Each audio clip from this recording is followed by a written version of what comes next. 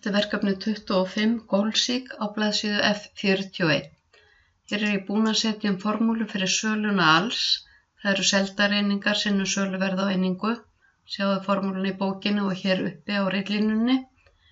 Launakostnaðurinn er kostnaður á einingu sinnum seldareiningar. Hráefniskostnaðurinn, kostnaður á einingu sinnum seldareiningar. Annar kostnaður er gefinn 100.000 og gjöld samtals er summan af þessum þremur tölum. Hér ætla ég að finna mismuninn á gjöldum og tekjum. Ég segi sama sem salan alls mínus gjöldin og það eru 800.000 og hér ætla ég að setja if-formúlu.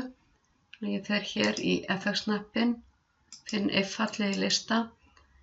Ef þessi tala hér er hærri en eða jöfn og 0, þá á að standa hagnaður,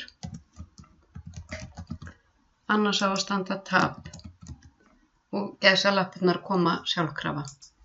Þannig að hér er hagnaður upp á 800.000. Nú ætla ég að reikna út með Gólsík hver talan í B3, það er að segja hvað seldareiningar þurfa að vera margar ef við ætlum að hagnast 980.000. Og þegar við setjum inn Gólsík þá verðum að vera í hólfi þar sem er formúla. Við förum hér í data og what if analysis og finnum Gólsík.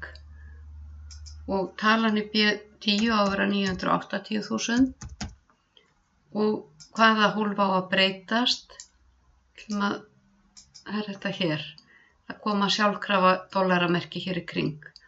Þetta þýðir sem sagt, ef við ætlum að hafa töluna í B10 980.000, við þurfum ekkert að prófa okkur áfram því að Excel reiknar það út fyrir okkur.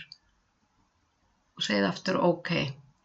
Þannig að til að hagnast 980.000, þá þurfa seldareiningar að vera 2.400 hér. Þurfum ekki, allar tölur sem eða hólf það sem formúlur voru, þær breytast samkvæmt þessu. Þannig að ég ætla að vista og við ætlum að prófa til dæmis hvað það söluverðið á einingu að vera. Ef við ætlum að hagnast 1,2 milljónir, þá förum við hér í hólfið með formúlunni og Gólsík og þessi tala á að vera 1.200.000 og við ætlum að breyta söluverðinu. Hún þarf þá að vera 992 krónur til að ef við ætlum að hagnast 1,2 milljónir og ég ætla að vista.